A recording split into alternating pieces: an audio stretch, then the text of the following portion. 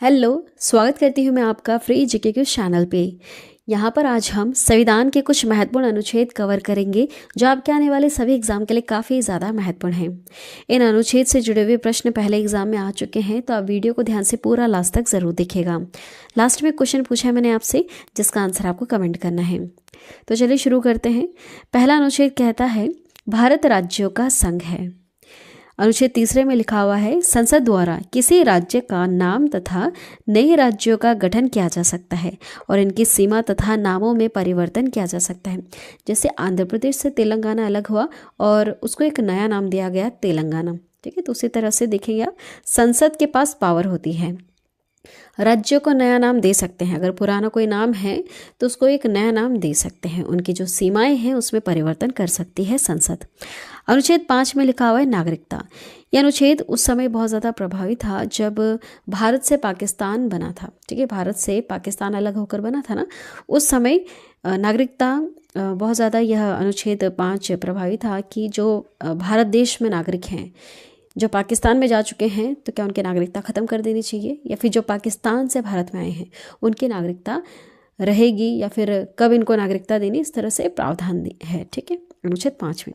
अनुच्छेद 15 में क्या है, धर्म, मूल वंश, जाति, लिंग तथा जन्म स्थान के आधार पर भेदभाव का निषेध। पहले बहुत ज़्यादा भेदभाव हुआ करता था, अब इसे पूरी तरह से बंद कर दिया गया है।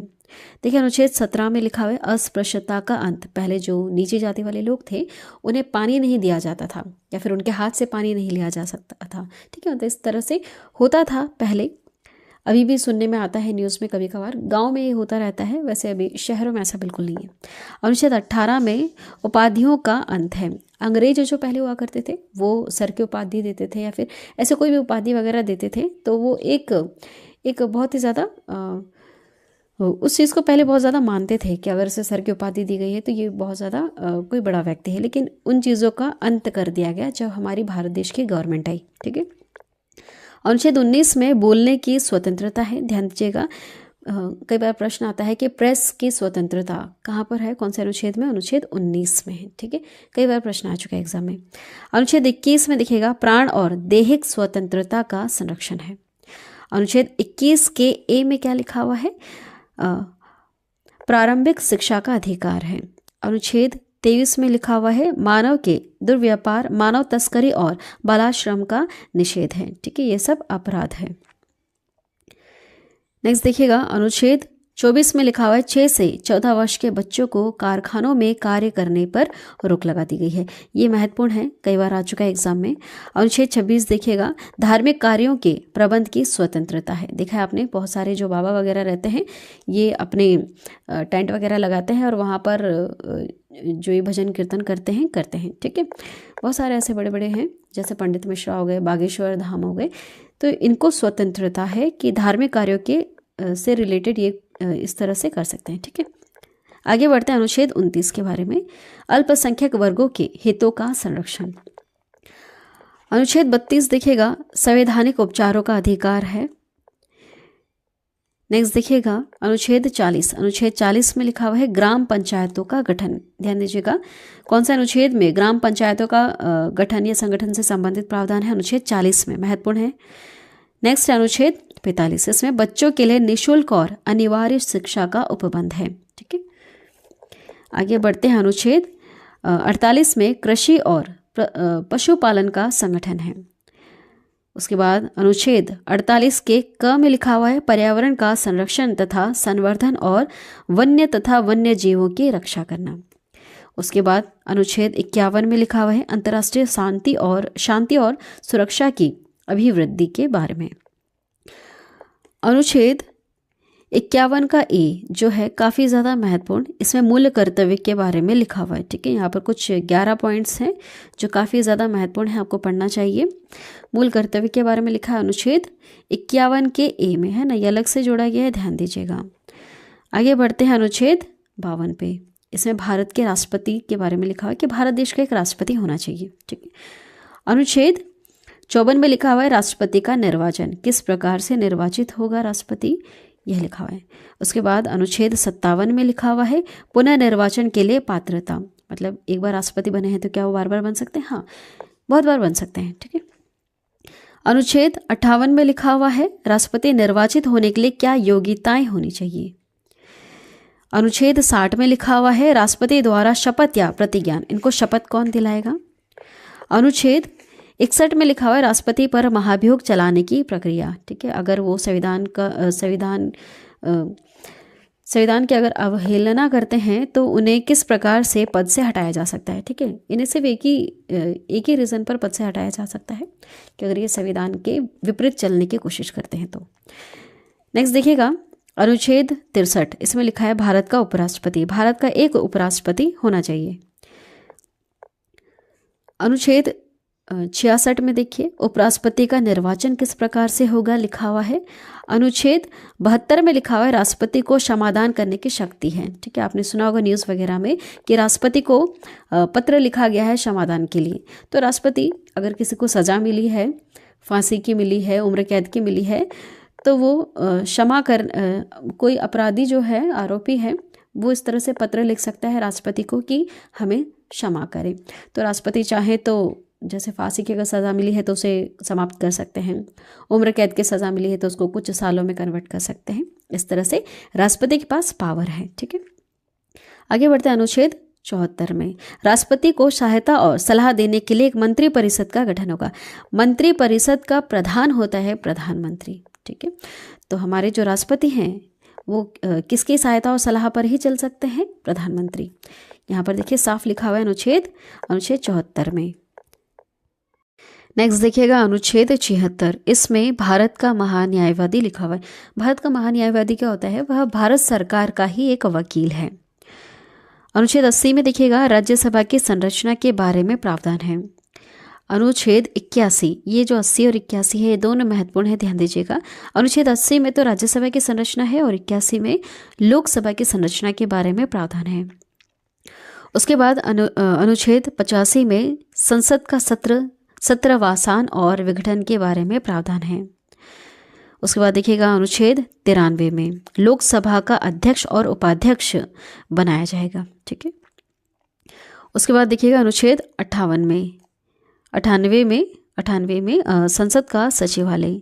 अनुच्छेद 106 में संसद सदस्यों के वेतन और भत्ते के बारे में प्रावधान है। अनुच्छेद 108 में कुछ दशाओं में संसद के दोनों सदनों की संयुक्त बैठक के बारे में लिखा हुआ है। ठीक है, देखिए 108 इमरजेंसी होता है ना, तो आप ऐसे याद कर सकते हैं कि संसद के दोनों सदनों की संयुक्त बैठक इमरजेंसी में लगाई गई है, क्योंकि वैसे तो अलग अलग लगते हैं, लेकिन यहाँ 108 में कुछ दशाओं में संसद के दोनों सदनों की संयुक्त बैठक लगाई जाएगी। ठीक है, आगे बढ़ते हैं अनुच्छेद 110 में धन विधेयक की परिभाषा। कोई विधेयक धन विधेयक है या नहीं है, इसको कौन डिसाइड करता है, लोकसभा का लोकसभा अध्यक्ष। ठीक है, लोकसभा अध्यक्ष डिसाइड करता है। अनुच्छेद 117 में देखिएगा वित्तीय विधेयकों के बारे में विशेष उपबंध है। अनुच्छेद 124 में उच्चतम न्यायालय की स्थापना और गठन के बारे में प्रावधान है। अनुच्छेद 125 में न्यायाधीशों के वेतन से संबंधित प्रावधान है। ठीक है, आगे बढ़ते हैं 129 पे। अनुच्छेद 129 में लिखा है उच्चतम न्यायालय का अभिलेख न्यायालय होगा। अनुच्छेद 137 में देखिएगा निर्णयों या आदेशों का उच्चतम न्यायालय द्वारा पुनर्विलोकन। आगे बढ़ते हैं अनुच्छेद 143। अनुच्छेद 143 में उच्चतम न्यायालय से परामर्श करने की राष्ट्रपति को शक्ति है। देखिए हमारे राष्ट्रपति जो भी कार्य करते हैं वो हमेशा परामर्श, सलाह या सहायता के आधार पर ही करते हैं। तो राष्ट्रपति अगर चाहते हैं, कानूनी सलाह लेना चाहते हैं उच्चतम न्यायालय से, तो वो ले सकते हैं। यह लिखा हुआ है अनुच्छेद 143 में।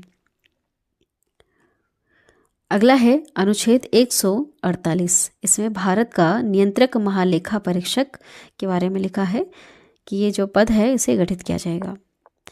उसके बाद है अनुच्छेद 153। इसमें राज्यों के राज्यपाल से संबंधित प्रावधान है। राज्यों में राज्यपाल नियुक्त किए जाएंगे। उसके बाद देखिएगा अनुच्छेद 155 में राज्यपाल की नियुक्ति हमारे राष्ट्रपति करेंगे। उसके बाद 156 में लिखा है राज्यपाल की पदावधि कितने समय के लिए होंगे। ठीक है, किसी भी राज्य में ये कितने समय के लिए बनेंगे वहाँ के राज्यपाल। उसके बाद देखिएगा 157 में राज्यपाल नियुक्ति होने के लिए क्या योग्यताएं होनी चाहिए। उसके बाद है अनुच्छेद 159। इसमें राज्यपाल द्वारा शपथ या प्रतिज्ञान, इन्हें शपथ दिलाया जाएगा। उसके बाद है अनुच्छेद 163, इसमें राज्यपाल को सहायता और सलाह देने के लिए मंत्रिपरिषद का गठन किया जाएगा। ठीक है, तो यहाँ पर राज्यों में कौन होते हैं, यहाँ पर होंगे मुख्यमंत्री। ठीक है, और केंद्र सरकार की हम बात करें तो वहाँ पर होंगे प्रधानमंत्री। प्रधानमंत्री सलाह देंगे राष्ट्रपति को, यहाँ पर मुख्यमंत्री सलाह देंगे राज्यपाल को। अगला सवाल देखिएगा, अनुच्छेद है 168, इसमें राज्यों के विधानमंडलों का गठन होगा।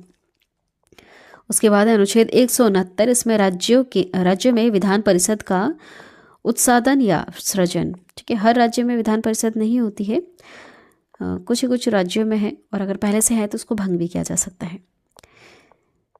इसके बाद देखिएगा अनुच्छेद 178, इसमें विधानसभा का अध्यक्ष और उपाध्यक्ष से संबंधित प्रावधान है। इसके बाद है अनुच्छेद 182, इसमें विधान परिषद का सभापति और उपसभापति।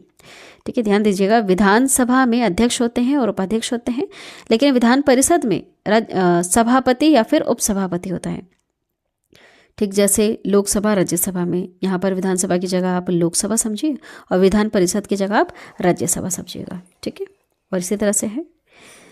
आगे बढ़ते हैं, नेक्स्ट देखिएगा अनुच्छेद 214। अनुच्छेद 214 में राज्यों के लिए उच्च न्यायालय। अनुच्छेद 217 में उच्च न्यायालय के न्यायाधीश की नियुक्ति और उसके पद की शर्तों के बारे में प्रावधान है। उसके बाद है अनुच्छेद 233, इसमें जिला न्यायाधीशों की नियुक्ति की जाएगी। अनुच्छेद 243 के ए में लिखा हुआ है ग्राम सभा के बारे में। उसके बाद अनुच्छेद 243 के ख में लिखा है पंचायतों की संरचना। ठीक है, देखिए ग्राम सभा का गठन होगा, पंचायतों की संरचना होगी और नगर पालिकाओं का गठन होगा। ध्यान दीजिएगा, ये सब लिखा हुआ है अनुच्छेद 243 के क, घ और थ में। ठीक है, इंपॉर्टेंट है, यहाँ से प्रश्न आए हैं एग्जाम में। उसके बाद बढ़ते हैं अनुच्छेद 244 की तरफ। देखिए, अनुसूचित क्षेत्र और जनजाति क्षेत्रों का प्रशासन के बारे में यहाँ पर लिखा हुआ है। उसके बाद आगे बढ़ते हैं अनुच्छेद 262 में। अनुच्छेद 262 में अंतर्राज्यीय नदियों या जल संबंधी विवादों का न्याय निर्वहन। अनुच्छेद 263 में लिखा हुआ है अंतर्राज्यीय परिषद के संबंध में उपबंध। अनुच्छेद 266 में भारत और राज्यों की संचित निधियों और लोक लेखी के बारे में। उसके बाद है अनुच्छेद 267, इसमें आकस्मिकता निधि के बारे में लिखा हुआ है। उसके बाद है 280 में वित्त आयोग से संबंधित प्रावधान है। आगे बढ़ते हैं अनुच्छेद 315, इसमें संघ और राज्यों के लिए लोक सेवा आयोग का गठन किया जाएगा। अनुच्छेद 229 में निर्वाचन संबंधी मामलों में न्यायालयों के हस्तक्षेप का वर्णन है। अनुच्छेद 330 में लोकसभा में अनुसूचित जाति और अनुसूचित जनजातियों के लिए स्थानों का आरक्षण है। ठीक है, लोकसभा में, ये महत्वपूर्ण है, ध्यान दीजिएगा। इसके बाद आगे बढ़ते हैं अनुच्छेद 331 में लोकसभा में आंग्ल भारतीय समुदाय का प्रतिनिधित्व। ठीक है, वैसे अब हटा दिया गया है, अब नहीं है। आगे बढ़ते हैं अनुच्छेद 332 में, इसमें राज्यों की विधानसभाओं में अनुसूचित जाति और अनुसूचित जनजातियों के लिए स्थानों का आरक्षण है। ठीक है, यहाँ पर राज्यों की विधानसभाओं में ध्यान दीजिएगा।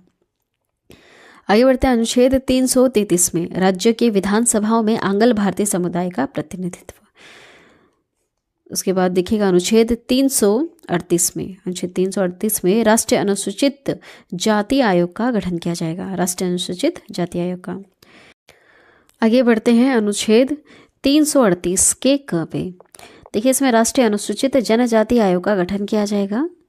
उसके बाद है अनुच्छेद 339, इसमें अनुसूचित क्षेत्रों के प्रशासन और अनुसूचित जनजातियों के कल्याण के बारे में संघ का नियंत्रण होगा।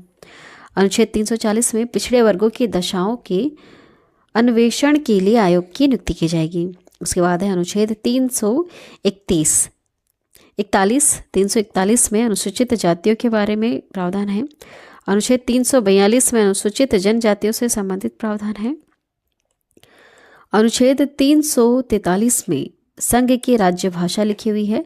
अनुच्छेद 345 में राज्य की राजभाषाओं या राजभाषा से संबंधित प्रावधान है। ठीक है, इसके बाद है अनुच्छेद 351, इसमें हिंदी भाषा के विकास के लिए निर्देश दिए हुए हैं।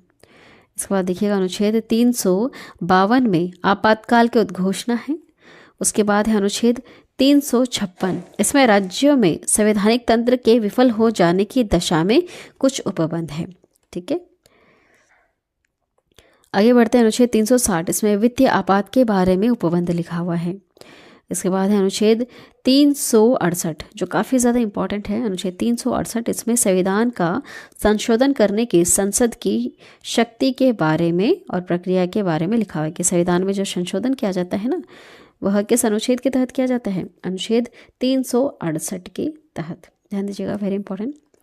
इसके बाद है अनुच्छेद 392, इसमें कठिनाइयों को दूर करने की राष्ट्रपति के पास पावर होती है।